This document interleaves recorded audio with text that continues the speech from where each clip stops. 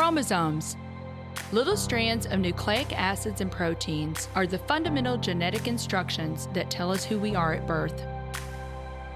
Most people are born with 46 chromosomes, but each year in the United States, about 6,000 people are born with an extra chromosome, making them a person with Down syndrome. If you've ever encountered someone with Down syndrome, you know that they are some of the kindest, most joyful people you will ever meet. They truly have something extra. My name is Lisa Nichols, and I have spent the last 24 years as both the CEO of Technology Partners and as the mother to Allie.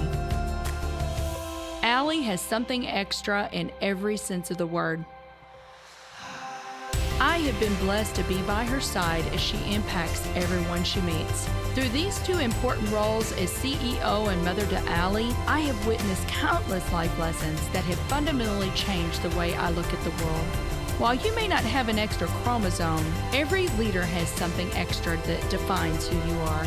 Join me as I explore the something extra in leaders from all walks of life and discover how that difference in each of them has made a difference in their companies, their families, their communities, and in themselves.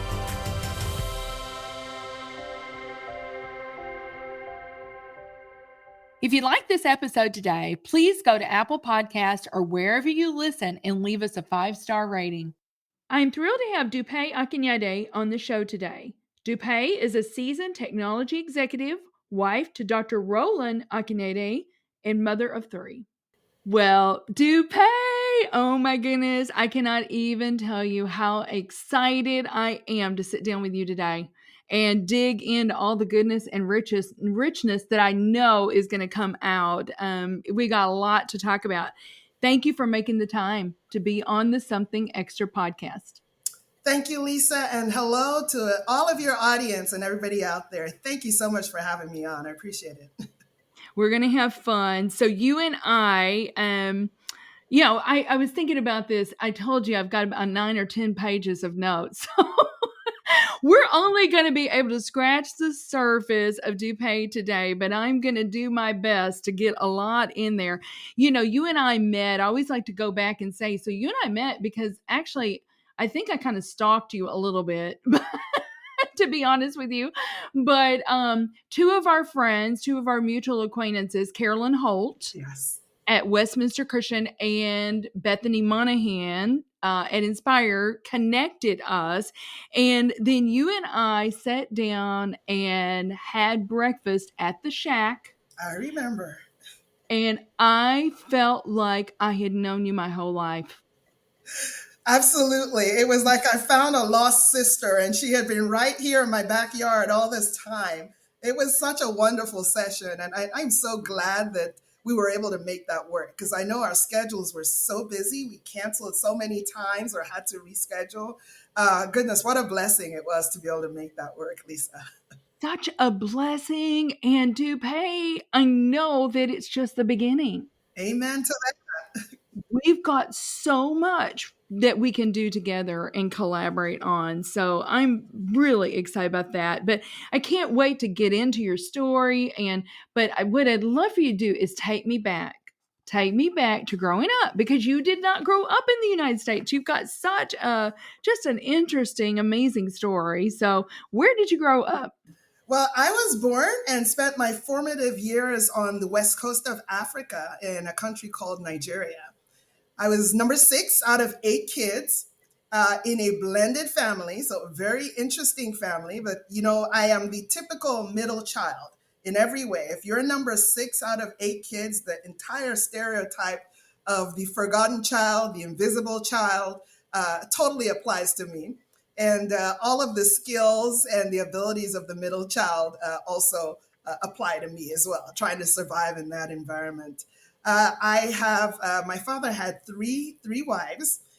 One of them, my stepmom was German. And so we spoke German and English in our house on the west coast of Africa in Nigeria. And my mom was second in line and she was from a different part of Nigeria. And then my second stepmom was from Ethiopia. And so we spoke a local Ethiopian language. And in our house, we were multilingual. Everybody spoke different languages. My father himself was an engineer by training. He was a disciplinarian by practice as a father, but he was excellent in everything. He spoke 5 languages: French, Russian, English, and German, and then 2 local Nigerian languages. And his language of love to us was excellence in everything, hard work, and discipline. And that's really the environment in which I grew up. My hero was my mom. She was my Mm. hero. We'll talk a little bit about her later. But as soon as I graduated college, my first college, I moved to the UK, and I spent all of my early career. I met my husband. Spent all my early career in Europe. I went back to grad school in Europe. And yeah, at a point in time, we decided that we were going to relocate to the United States, which was in the late 90s. And we moved to New York. I moved as a trailing spouse. And I guess the rest is history. I've been to St. Louis since 2005. I've made my home here, primary home, but I've traveled all over. But I have 3 beautiful children. One of them's got the travel bug, so she's graduating now and about to move to Europe and travel the world. And I'm just loving life and just really excited to be here. But very much not a typical background you would expect from a little girl who was born in Africa, for sure. Right. Oh my goodness. Yeah, there's so much there. There's so much there. Because I know that you attended, I was looking, I think you attended the Grange School, I Mhm. think, Yeah. in Lagos. Yes. And I think that was founded, right, Dupe, by some British It expatriates. was. It was. It was. It very, very. Gosh, you did a lot of digging there. I did go to the Grange, and it was a British expat school. And really funny story. I was a minority in my school, but in a majority country. So it is really interesting there. But I grew up with a typical British accent. People would look at me like I was weird. And you show up, especially when you show up in the shores of the United States, and you look like me, and then you have a British accent, which I've lost over the years. But it was very interesting. People just didn't know what to expect. I was always not what people were expecting. Let's put it this way. All the way through my childhood, I was the rebellious child, and I say that, like I said, middle child. What can you do? The only way to get attention, I was a negotiating child, and I was a problem solver child. There you go. And you're still that I today. am So, still we're that going to talk today. about, Don't yeah. tell my children. Yeah, I mean, that's what you do today. You're a problem I am. solver, and I so say I that. love it. I haven't seen a problem that I can walk away from. Yeah. Well, I love that you talked about moving to the UK because I knew when we talked that's where you met your husband. And I think you went on and got a master's in international accounting and finance at the London School. And I think you took some positions there. But then, as you had just mentioned, you had the opportunity to move to New York with EY. Mhm. And wow, wasn't that an experience, Dupay? Because I think, and I don't want to put words in your mouth, but I think this is kind of where you kind of began transitioning more into technology. And you know what's so funny? You said your dad was an engineer. I think I read something, or maybe you told me this. You grew up with a family of engineers, and you were determined not to be an engineer. I was. Yes, every single one of my 4 brothers is an engineer. My father believed that there were only 3 professions in the world. You were either a doctor, a lawyer, or an engineer. And being the rebellious middle child, had no desire to do anything that he wanted me to do. Even though I was probably more inclined towards being an engineer, quite frankly. And so perhaps Mhm. if you had approached it in a different way, I might have studied engineering. I had no idea what I wanted to study. So it was like, okay, what are the things that you're good at? Math. And so I thought, okay, go study economics for, like a lot of children who go to college. I mean, they have no idea what they want to do with their lives at that age. And I certainly didn't. Coming out of my first degree and going on to study international accounting and finance, it was just, well, I'm good at math. So maybe I'll be good at finance. And, those finance people on Wall Street and in London, in Central, they all look like they're doing pretty good. So, it can't be a bad gig. I was a very good student. I think that's part of problem solving. There's nothing that you would put in front of me that I wouldn't be able to work hard at and ace. I think, again, that's part of the upbringing from my father. But yeah, Mhm. being an accountant was not for me. Ultimately, I found that out very quickly. And I'm so glad that the Lord led me to E&Y because I had no idea what this consulting thing was, except that I was solving problems and they seemed to think that I was pretty good at it. And there you go. That's the rest is history. Well, you and I talked about that, Dupe, because that's what I did. I have a degree in accounting and went into corporate accounting for McDonnell Douglas. And God bless accountants. I tell our controller all the time, Christy, I'm so glad that you love this stuff because after 5 years, I'm like, this is so, for me, it was a little boring, reporting on historical data. And I'm just like, oh, I don't know that I can see myself doing this 20 years from now. But listen, Dupe, and I think you would say the same thing. What an amazing foundation, though, for anything in business, right? If you can't Absolutely. Yes. So I'm grateful and yeah, I don't ever look back on that time and wish I had not have done that because I think it set me up for even what I'm doing today. So it is a wonderful foundation. So young people out there, if you have a penchant for accounting, go for it. It'll be a great foundation for you and you may end up making a career out of it and becoming a controller, CFO, who knows. So No, I totally agree with you, and I would not change anything for the world. I encourage, young adults, young children to explore. If you don't know what you want to do, it's okay. Do whatever your hand finds to do and be good at it. And then mhm, find out what you enjoy. It could change over time. I've been doing what I've been doing for years, but it's evolved over time. You don't always enjoy that. And go find what you enjoy. Someone had said to me a long time ago, you always need to find the connection of your passion and your industry and try to keep those two together at every point in your life. You got to be passionate about what you spend your day doing. And it's yes. okay for it to change over time. Absolutely. And Dupe, I know you know a ton of leaders too, but how many people do you know that pivoted? Oh, I know a ton. I know a ton. yes. In fact, we had a young woman in our marketing department that I absolutely love, and it was a bitter moment for us when we lost her. But was so grateful for her, and I was talking to her yesterday. She pivoted, and she was in marketing and communications, and then decided about a year and a half ago or something to go back to school and become a doctor. Oh, well, you know that's a pivot, but good for her.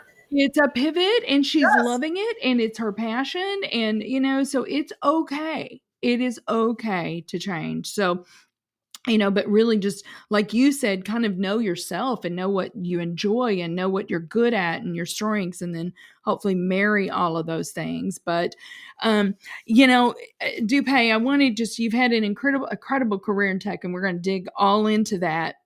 But I wanted to read just a few things about what people have said about you. And I know that you're such a humble person that you may feel uncomfortable with this, but I think it'll help our listeners do a deeper understanding of the kind of leader you are. So I'm just going to read a few of these things. This is what somebody said. She's one of the most talented, inspiring leaders with a very high level of personal integrity that I have known and worked for. Her focus is always, and I love this, her focus is always business value side of technology. She continually challenges the team to think business first. I love that. Here's another one. Her approach to business partners and her team has always been service and value oriented. Listeners, if you have your journals with you, write these phrases down because we could do a whole podcast just on these different phrases. Here's another one.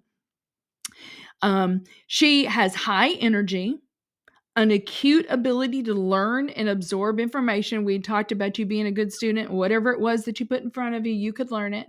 Maintains her integrity amidst an ever changing landscape. And I love this. She is a student at heart.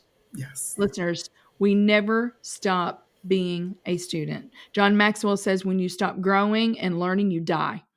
So never stop being a student. Here's another one. Above all, the one leadership trait that I admire the most is her integrity.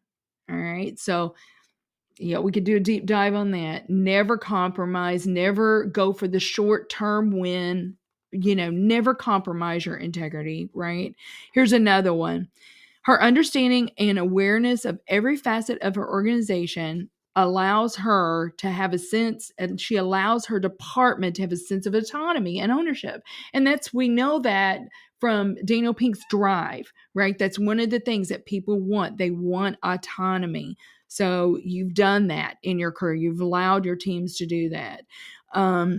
She's an incredible role model to all those she interacts with. She has a positive attitude and a positive attitude toward challenge. So you can go, oh, this is so hard. Or you can have a positive attitude and look at it as an opportunity. I'm just going to read maybe two more here. It's rare that you come across someone like Dupe, who is both a tough negotiator, is empathic, kind, and a strategic thinker. So you've been a negotiator since you were young. So that's definitely a skill that people have noticed. Here's the thing. Dupe, we could totally take each of these character traits of you and just do a deep dive, and that would be the podcast. But I just want our leaders to know just kind of what kind of leader you are, and hopefully they'll make note of that and say, I want to be a leader that's bold and positive in the face of challenge. So we talked about this in the beginning, but you say that your career is not in technology, but it's in solving problems and creating value, and you love business transformation. Yes, absolutely. I don't believe in technology for technology's sake. I love technology because it has the ability to be applied in so many different ways to create value in so many different applications. And, I get to live in a world where the explosion and the innovation that technology has provided to us. I mean, that's amazing. I love the fact that I'm living in this time. But what I say to folks, it's about the application. It's about what you do with it, how you use it. You can use it for good, you can use it for bad, and how you think about using it to create value in whatever application that you're in. In my life outside of creating value in a corporate environment or in a personal other environment, I actually like to not be around technology. My favorite place is on a beach with a piece of paper, a book, and with nobody around me. I always say I am the modified introvert. And that is my place. That is, as I call it, my home, with my family around me most of the time. Mm-hmm. And that is my home, my peace. So for me, technology is, how do we make our world better? How do we make people's lives better? And that is a question that I ask every day, no matter where you're at. Continuous improvement. What can we do to make it better? And I get excited about that. And I love to have, surround myself with people, or to instill in people the ability to get excited. I mean, that is so exciting. You're making an impact using technology as an enabler. That's important. Mm-hmm. We talk about that in Technology Partners, that technology, we are harnessing the power of technology to improve the world. That's correct. So, I mean, truly, and we don't have the time to go into it, but Dupe, I mean, technology is making a difference in healthcare. It's making a difference in just so many areas, right? And the customer experience and people's lives. So I love that so much. But I do know you love transformation. You've done a lot of transformation in your career. But how? Let's talk about this. So transformation, though, Dupe, and not transformation for transformation's sake, but transformation that's going to improve things. It can be really, really hard. So let me ask you this. What strategies have you used in these various organizations to win the hearts and the minds? Because sometimes, and you just said it to me, inspiring other people to want to make those changes. What are those strategies? Because it's hard. And sometimes I think people are change weary. sometimes, and it's the adoption of that transformation and change that's the hardest piece, right? Yeah, no, it's interesting writing a book about this and about my experiences and what I've learned over the long tenure of transformation. And ultimately, it comes back to it's all about people. When you're going through whatever kind of transformation, it's all about people. And you have to start off with understanding that, but then start off with the question, why are we doing this transformation? You got to know the why, and then you've got to be able to communicate to the right people. First of all, the why. And there's different types of people depending. I've been in really large organizations and I've done transformation in smaller organizations. You have to know the landscape, which includes the people, the currency, and you've got to understand, their current thinking. You've got to be able to empathize with all of the different groups and classifications of people as you think about transformation. I really do think about, people say transformation is hard, but I think my thinking is really about there's a process. There's a process to taking people from point A to point B successfully. And it starts off with the why are we doing this? Who cares about it and why do they care? And then how do you communicate the why and why you should care to people? Mm-hmm. That doesn't mean everybody's going to get on board, but once you communicate the why and why you should care, then you begin to get the adopters and the believers. You're looking to inspire people. The what's in it for you, what's in it for the business, how does this make you better? I don't think I've met anyone who is averse to making themselves better or improving the world around them or making a better place for their company, their children, whatever it is. But you have to be able to sell. And sometimes in the process, you may identify that, maybe this transformation isn't appropriate for the place and time. So you also have to be able to listen to the people around you that you're seeking to transform. But once you center on a reason or a goal, a transformation goal, then you need to understand the organizational hierarchy and figure out who are going to be the sponsors. Who are the folks that are going to be the sponsors? And they're typically leaders in the organization who have the greatest to win or to lose by the success of the transformation. And you need to make sure they're squarely on board because the process, I think an example of I'd heard someone say the process of transforming from a caterpillar to a butterfly. I can't imagine how painful that must be when you see that happening. So Yeah. it's not necessarily easy, but we have to tell people that it's so worth it in the end.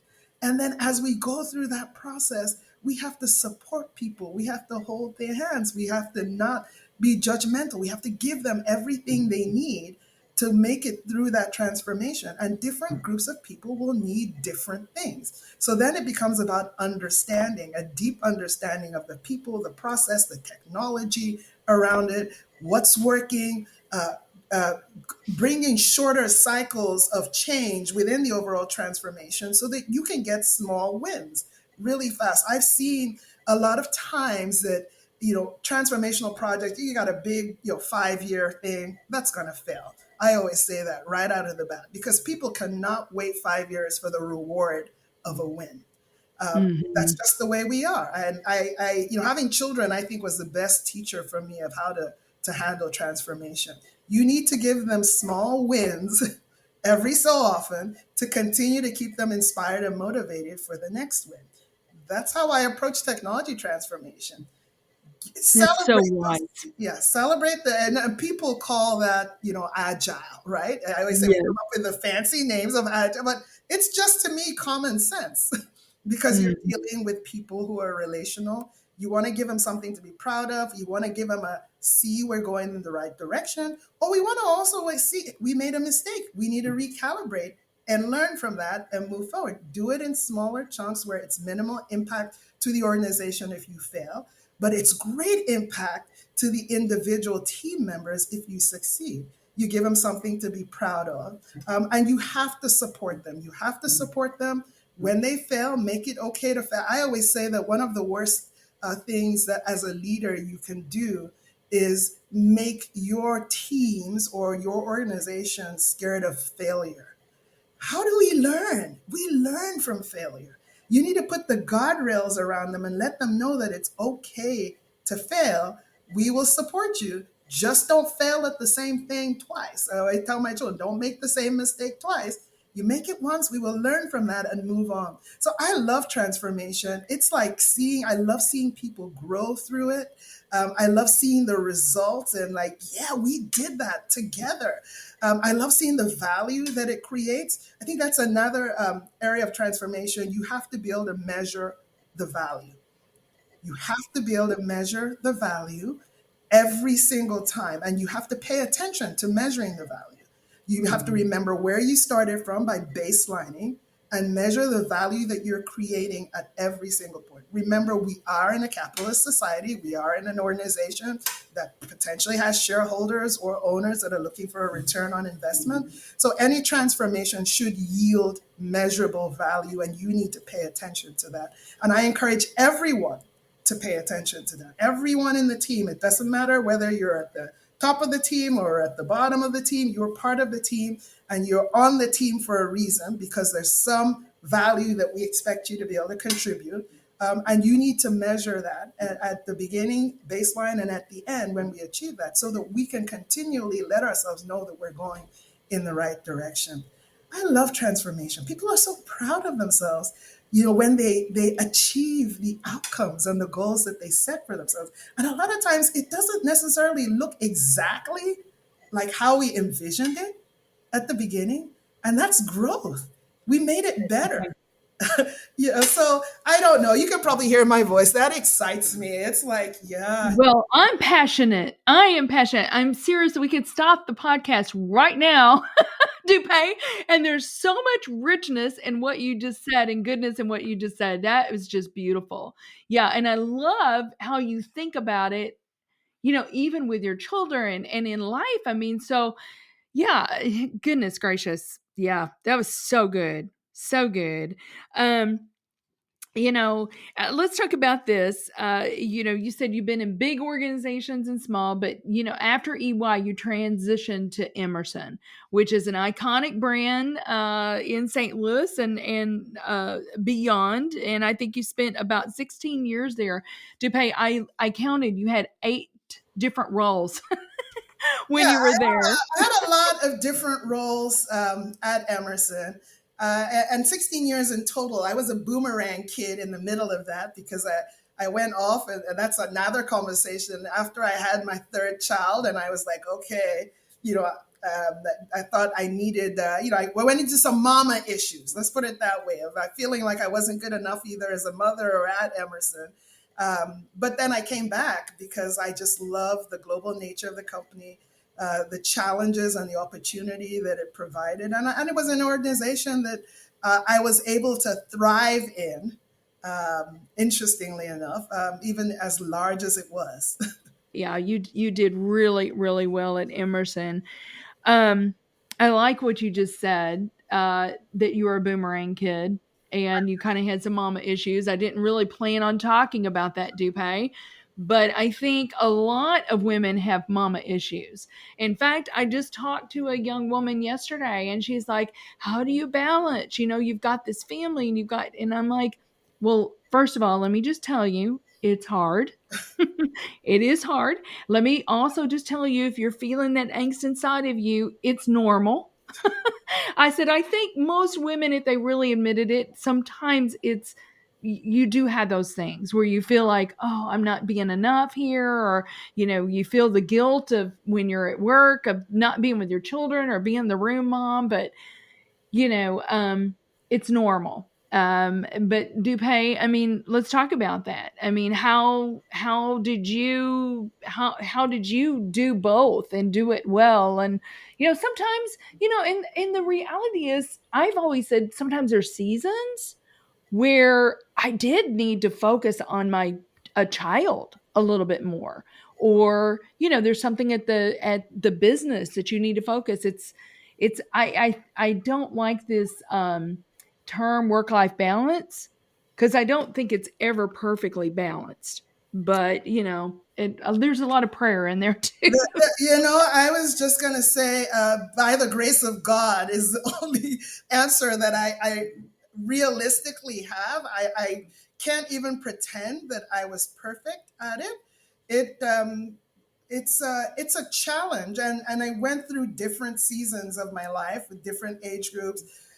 In the when my children were young, I was in the early stages of my career at Emerson, and it's at that stage it's about mastering and mastering your trade and being known at Emerson for excellence and delivery, or whatever it is that you choose to be your brand. And you had to work hard. And for me, for those who may be familiar with Emerson, and I love Emerson, but it was primarily a male dominated environment, especially back in the early 2000s and beyond, and especially in tech. There were not a lot of females in the IT organization, especially Black females that looked like me, who were married with younger children. And most of my male counterparts had stay at home wives. So you have to be able to compete and deliver value. And it was tough. But for the grace of God, and I have a wonderful husband, that is the one thing that I would say to people: you need to have a supportive spouse. I would not know how either single parents or folks who do not have supportive spouses would have been able to handle that. And my spouse is a physician, so he has a pretty demanding job too. I tell people I've done give Tylenol to my kids when they had a fever to bring their fever down, so I could still dump them in daycare so I could go to work thing, because I needed I've had the arguments with who's staying home, how many days can you stay home. It's been tough. So I don't necessarily have an answer for folks, other than it has informed my leadership style, because I don't think the environment that I came up in is one that should be tolerated in corporate America today. And I make it, part of my mission to make sure that we create environments that are productive with high performing teams, but allow women especially to thrive. Because the things that as women we have to deal with um, are very different from our men. I know I'm generalizing, but they are. We It's are, true. if you are married and you have children, generally the primary carer for your children. I know there's some men Mhm. who are great carers for their children as well, but generally we are. And we should be, and we are also very, very productive in the workplace as well. I love my men, but my women, they can walk and chew gum and do all kinds of things. I've got three kids. I can hold conversations with all three of them at the same time. um, and You're uniquely gifted, right? yes, To be just a leader in the workplace. so Yes. I am, so I think all of us, as we've, matured and gotten a little, should be looking at how do we make the workplace a better environment for women to thrive. Because I shouldn't have had to, give Mhm. my child Tylenol to put them in daycare and make all the other kids sick. But I felt like I didn't have a choice. That is an example. Mhm. An example, also worked all through my last two babies. I was working right on the day I had those babies. Even Mhm. all the way into the hospital and delivery. And I shouldn't have had to, but I did. Mhm. Because I felt like, and maybe one could argue that maybe I put that on myself. I don't know. But I felt like it was necessary in order to prove myself in the environment that I was in, to continue to deliver value, to show that there was no difference between myself and my male counterparts. So Mhm. it's interesting. I've spoken to a lot of women who go through the same kind of psychological thinking. Um, but we need to create it doesn't have to be that way. And I think times are changing as well. I agree. I totally agree. I love what you just said. And the thought just occurred to me, Dupe, as you were talking. We need to obviously give other people grace. We've been there. We know what it's like. Let's remember what it's like, right? And give people grace, that is in our that are the people around us in our organization. But we also need to give ourselves grace when we're in that and you feel like that, oh, I'm not being enough here, or I'm not doing what I need to do. We need to give ourselves grace. We're doing the best that we can. But to your point, I do believe, especially women leaders that know what it's like. Yeah, we need to make that something in our own organizations or the people that we lead that they don't have to make those choices, right? If Yes. your child is sick, you family first, Well, family that's first. I say that and I model that, and so it's also important as female leaders that we model what we say. And so for me, I'm like my faith, my family, and then delivering value for everyone else around me. That is the order of priority I have for life, and I model that. Mhm. I make every effort to model that as Right. and then you can, because that's the best, that is the best teacher, because you can say one thing to your team or your organizations that you lead, but if they don't see you acting how you say, then that, they're going to think that this is some kind of trick going on Yes. here. And so Agreed. in order to advance, they need to, and again, who better than your children to call you out on that? Do as I say and not as I do, really? Oh yeah, mine definitely do. Mine definitely do. Just a moment of vulnerability here. We talk about our kids, being present where your feet are. And probably a couple weeks ago, my middle daughter said, "Mom, do you realize how much you're on your phone recently when we're talking?" And I'm like, thank you. Thank you for calling it out in me. I'm putting my phone away, so yeah, let's hold each other accountable at work and in our families, right? So Dupe, we've got so much more to talk about, but we do need to take a quick break, and then listeners will be right back on the Something Extra podcast with my sweet friend Dupe. In business, the tendency is to seek out partners who are bigger, faster, stronger. When it comes to IT, you should be looking for smarter, faster, better. That's just what you'll find with the talented technologists at Technology Partners. Our experts develop custom solutions to tackle your most complex challenges, all to simplify your processes in the smartest, most efficient way possible. The time to be swift and nimble starts now. Go to technologypartners.net/solutions and see what's possible. Welcome back, everyone, to the Something Extra podcast with my friend Dupe. We have just been having so much fun. We've got a little bit more here to talk about. There's just, if you haven't noticed, she's a deep woman. She's a seasoned tech exec. She is a seasoned mom. I mean, she's just got so much wisdom, and so we're going to try to get a little bit more of that in here. And I know the listeners, you guys are just going to love it. So make sure you got your notebook out and taking notes. But Dupe, in 2022, you became the CIO for Resideo, and which was a spinoff of Honeywell. Talk a little bit about your first 100 days. What were you actually brought in to do? So I was brought in to look at how to transform the IT organization and to create an IT organization that was fit for purpose for the new company. Resideo, as you indicated, was a spinoff of commercial and residential product organization from Honeywell, the big old Honeywell. And it was a $4 billion spinoff of primarily the Honeywell thermostat manufacturing and some security business around that, and a distribution business called ADI Global.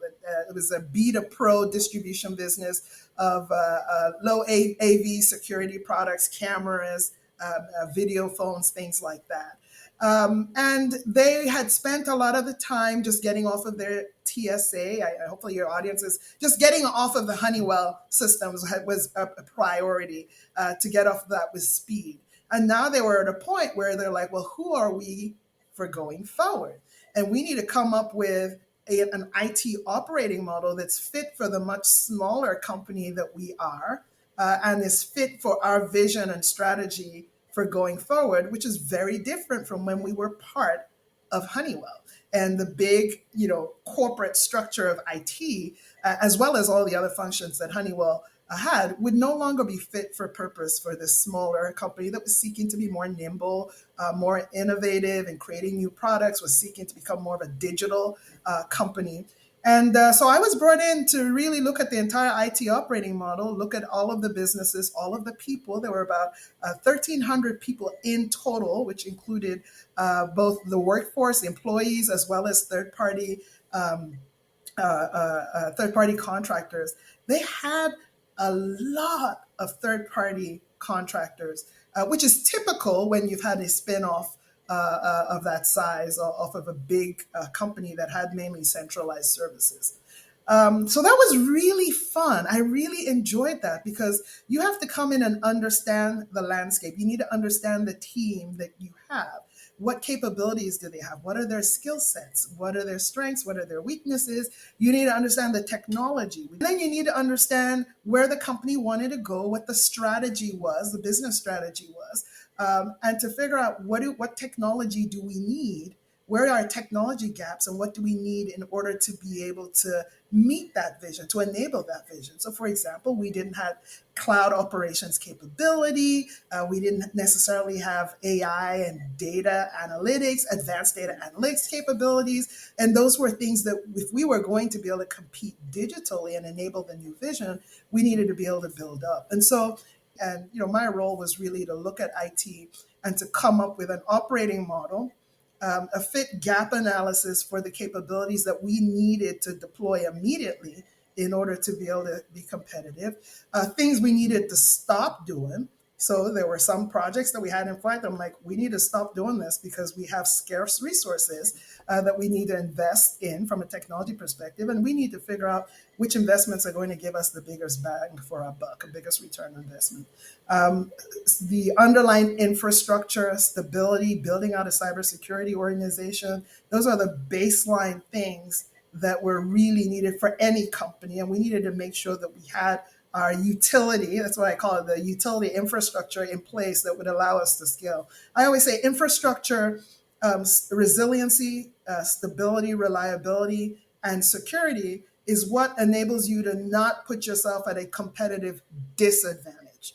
But that's just foundational. That's if you don't want to be as a competitor, you got to get your arms around that. You got to optimize it as much as you can and make sure it's secure. But then from that foundation, you got to be looking at how you're going to compete in the market. And it's all of the other technology enablements, the ERP, the systems of operation that allow you to optimize and make your processes shorter, your supply chain, your manufacturing. How do you make those as efficient as possible with that ERP layer or systems layer, with automation, with robotic process automation, digital? How do we bring all of those tools, which they didn't have, to optimize the middle tier, the operations layer, because that's how you get more competitive, by optimization.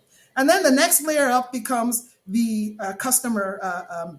the digital layer. How do you make sure you have a delightful experience for your customers? You make them sticky. And I always add in there a delightful experience for your workforce as well. The digital layer today is not just about customers. Customers are our primary goal, but you want to make sure that your workforce are not fighting with technology, that technology is making them productive. They're not spending the whole day trying to figure out what their benefits are in a different country, because it's right there and so that is digitization to make sure that your workforce, your customers, but ultimately your supply chain as well. You want to make yourself easy to do business with. And so this is why I always say I think about technology in terms of the value that it's creating. And this is how I approach transformation, especially at Residual, looking at all of those layers, the people, the processes we had, the technology, and with always that question, is this advancing to us towards the new strategy for this company, or is it holding us back? And I would say we were very successful. We deployed some really cool technology that was so exciting. We deployed AI technology. We deployed new data capabilities. We matured our cybersecurity organization. I hired a CISO.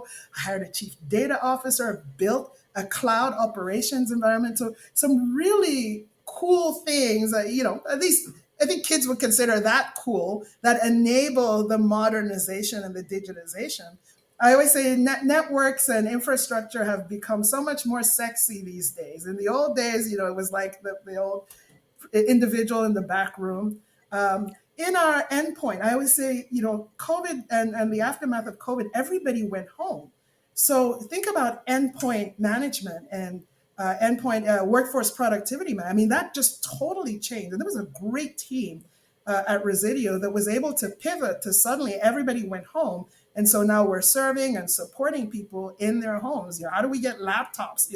Just think about that change where, you come into the office, your IT person walks up and gives you a laptop, whatever is part of your onboarding. Now we were all over the world.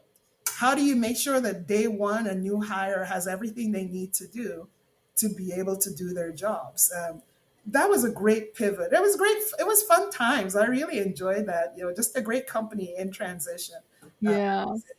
Gosh, I'm just listening to you, Dupe. If any young person is sitting out there going, oh, technology is so boring, they need to listen to this episode because it is anything but, right? I mean, just what you just went through and all the different things that you need to be thinking about in terms of your foundational layers of infrastructure and securing your data. And I mean, there's a lot to it. It's exciting. It's exciting stuff. So let me ask you this. Gosh, we've got so much, but I know that we're not going to get to all of this, but what kind of leader can we specifically talk about? CIOs, CTOs, CISOs.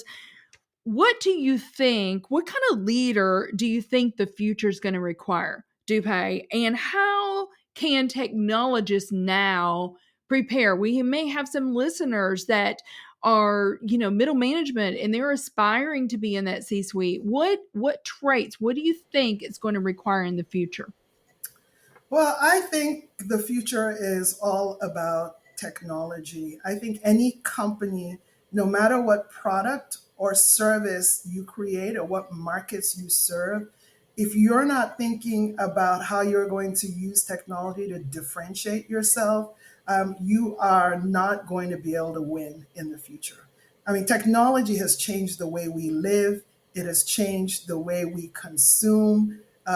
It's changed our lives from, and I always come back to my life, my children. I personalize a lot of things. I look at the way my children go to school, how they consume education, from my oldest child who had paper books and textbooks to my youngest child who's done everything on an iPad digitally.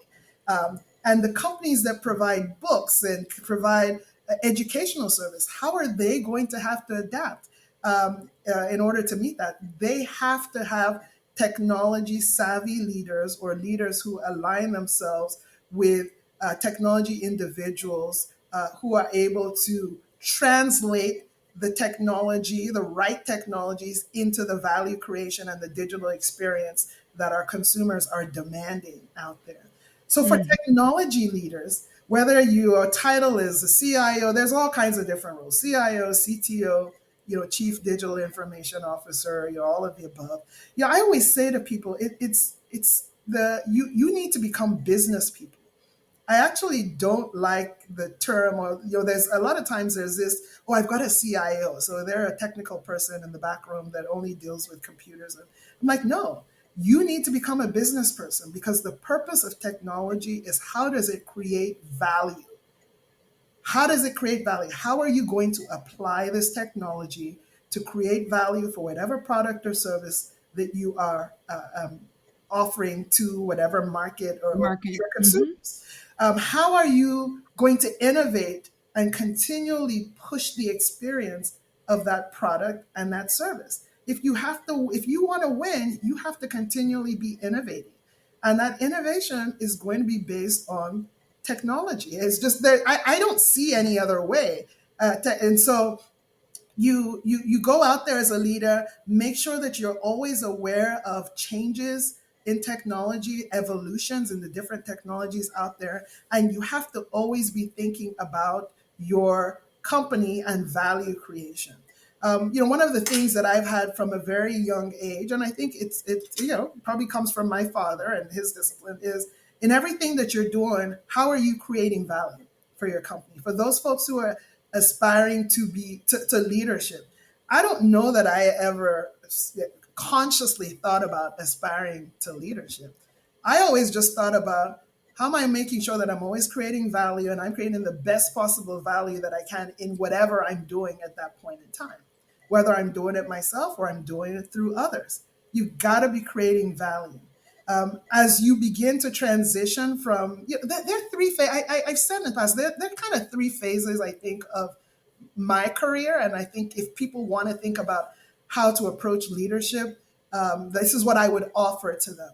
There's the mastering trade. You can't be a leader if you've not been able to master whatever your trade is. Master something about your trade. There's a phase of your career, early career typically, where you're mastering something. You may be mastering an area of technology. I was mastering problem solving, mastering how to understand and work with different types of people. I was mastering my EQ because I had zero EQ.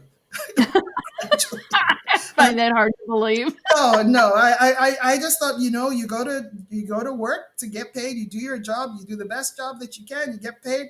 Everybody go home. We're here to do a job, and that's it. And it took some time to begin to understand, and I grew through that you're working with people. And so the key is, what is your end goal? You understand that, but the path there is never a straight line. How do you motivate the right group of people and enable them with the right resources to get to that goal? That's a process for me that I was mastering for a long time. And then you move into a role or into a position where you now become a mentor. If you want to become a leader, you have to be able to be a mentor and a coach to other people. You have to be able to work on your influence. And then a lot of us have done these DISC profiles. I can tell you earlier on, my DISC profile has changed over time. My early days, I was a very low I. You were a high D, I bet. A high D, yes. You got that. I was a high D and a very low I. And I realized over time that I need to flip that. Or at least bring your I up. And your I is really about empathy, understanding people, working with them, being able to mentor them, to get them to be the best versions of themselves. And then to put them in the right seat on the bus so that best versions of themselves can work together to create value.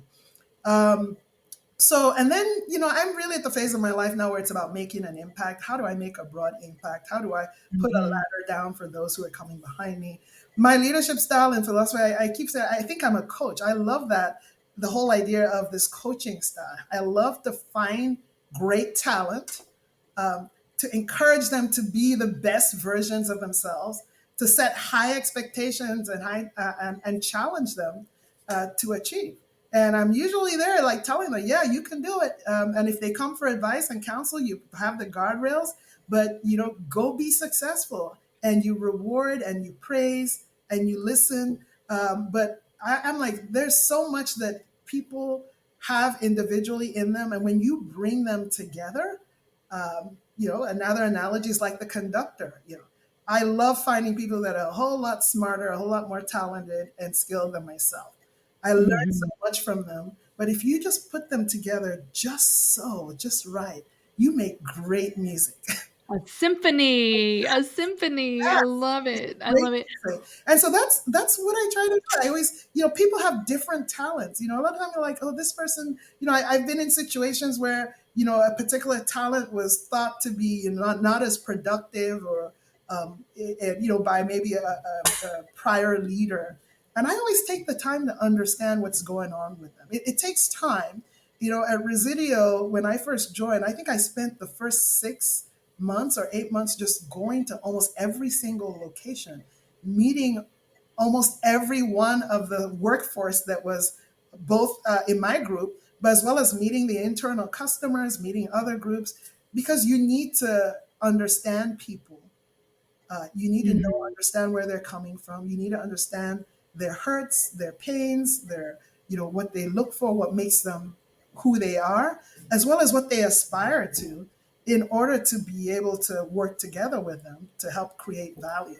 That is a step that I think that any leader has to spend time. If that isn't natural to you, I'm an introvert. I tell people like that, I'm an introvert. I really am. But in order to be a leader, you have to work through that and figure out how to get to know people.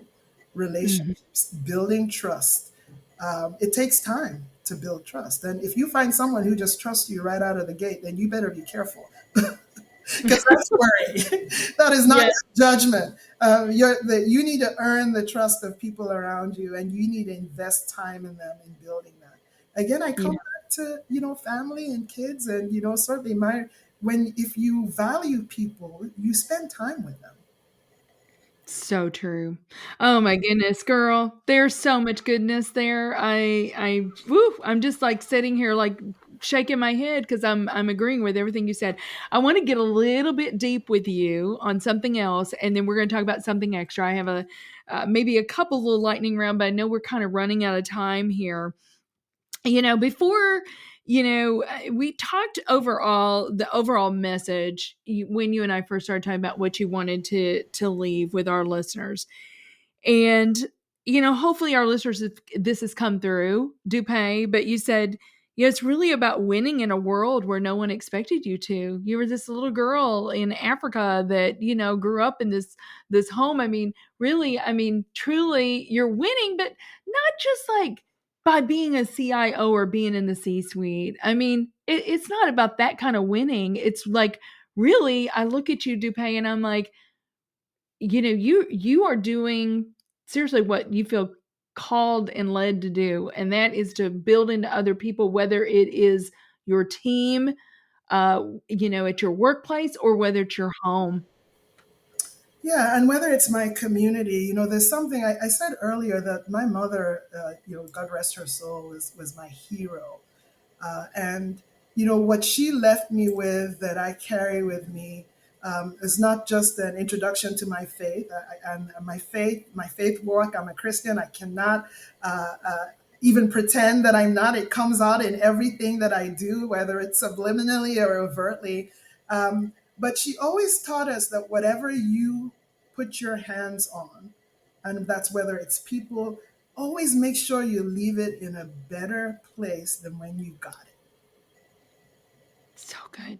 And it's something that I've heard and I've been taught. Whatever you're doing, it doesn't matter how you feel. When you meet someone, try to leave them better off when you leave them than when you met them. When you have work, it may not be your work. When you're an employee, you treat your employer like it's your business. You want to make sure that your employer, you are faithful to deliver value for them to the best of your ability. And whether it's your own company, it doesn't, whatever you do, and so it's something that has followed me all of my life. And I haven't always, sometimes I've fallen off the wagon. Sure. But it comes back to me that this is so your job titles, and I heard this recently again. It's so impactful. All of the job titles, what you do in the workplace, they are all rented. They're all borrowed. Your character and your integrity you live with forever. And forever. So those to me are things that are not there. That's my line. Those your character, your integrity, and my North Star for that is my faith, my Christian faith, and the what the Bible teaches me about how I'm to live my life. And that's what I'm accountable to, or at least try to hold myself accountable to that every day. And it convicts me when I fall off the wagon, as I do, and brings me back. And you learn how to apologize and make restitution when you've done something that it's a standard by which I'm always judging myself in everything that I do. And I think it comes out in the way that you treat people, in the way that I lead my teams. I think people, at least I hope people see, that authenticity that I hold myself to, not because, and because it's a greater power. There is something greater than us in this world. I love that, that we hold ourselves accountable to. And when you do that, I think you do the right thing. You do the right thing. Yeah, I love what you just said. And it is, when you say North Star, when it is your true north, you think of a compass, and sometimes we get a little lost. We can get off the path, right? Yeah. we can make our path a little crooked sometimes. I do it a lot. Oh boy. But having that North Star, I mean, it brings you back, to that straight path and how we are to live our life with our creator and with one another, right? And it transcends all of that, I believe. One of the things that you told me, and for our listeners, and I don't know the exact stats, but you know, um, you are a woman in technology, Dupe, at the top. Less than 25% of women make it to the top spot in the technology world. And you're a Black woman in technology, which 3% or less make it to the top. That's a Black woman. I mean, it's really, it's just remarkable. But you're trailblazing, right, for the women that are coming behind you. But one of the things that you told me is I'm resting and being seen as different. Have you always rested, No. Dupe? Well, no. And so it's interesting. Well, you remember, I grew up in a primarily Black African country. So I was, for a good portion of my life, I didn't know that I was different. I was different when I went to school because, I was like the only Right. one of the few Black children. So I got Right. used to working in those two worlds. And I think it allows you to create, what it allows you to do is to spend time understanding your environment and understanding the people around you. And I always say it's very important that you're able to do that no matter where you go. Like I said, I've lived and I've worked and I've delivered technology on pretty much every single continent in the world except Antarctica. It's on my bucket list, but I don't know what technology they need there, but we'll figure it out. But it has, from the time of being young, spending time to understand your environment, to understand the people. Why are they the way that they are? What makes them tick?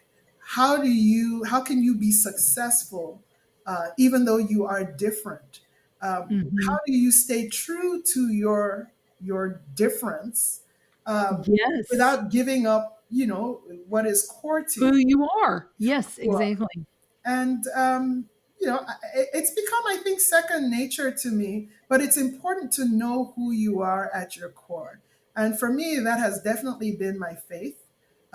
There's certain, we go into environments, and in order to be able to deliver or to be successful in that environment, it's also about making people feel more comfortable with you. A lot of times in my younger career, you're spending a lot of time making people feel more comfortable with you, but Mhm. only up to a line of Yeah. what my core is, right? And it hasn't always been easy. But yeah, I am different, like you said. It's but I love the fact that it is times are changing.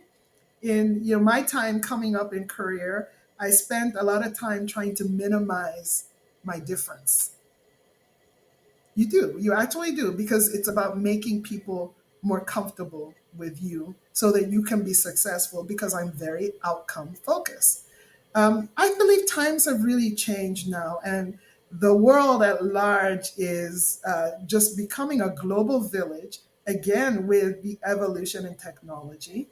And we're now really appreciating the differences that we all bring to the table and the diversity. But we're also recognizing that at the core, we're all more the same than we actually are different. Amen to that. We are. It's So, brought girl, us to the you place just where set we me up. recognize that. It's so funny. Yes. Okay, so you just set me up. You just gave me the perfect segue. This is called Something Extra. And if you recall, the inspiration behind Something Extra was our daughter Allie with Down syndrome. Yes. She's different. 1 in 600 children will be born with Down syndrome. She's different. But you know what? The difference is what makes her beautiful and makes her who she is. And I want to celebrate those differences. So you just set me up. Yes, we're different. Why would we want to be a carbon copy of everybody else, Dupe? Yeah, So and what if do you, and if I may, if you will allow me, and if your audience will allow me, I'm sorry, I got to go back to my faith, but the Bible tells us that we are uniquely and fearfully made. And science actually corroborates that every single one of us, you look, what do they say, that on the palm of our hands or certain, that we're so different, that every individual can be uniquely identified. That is, to me, is amazing.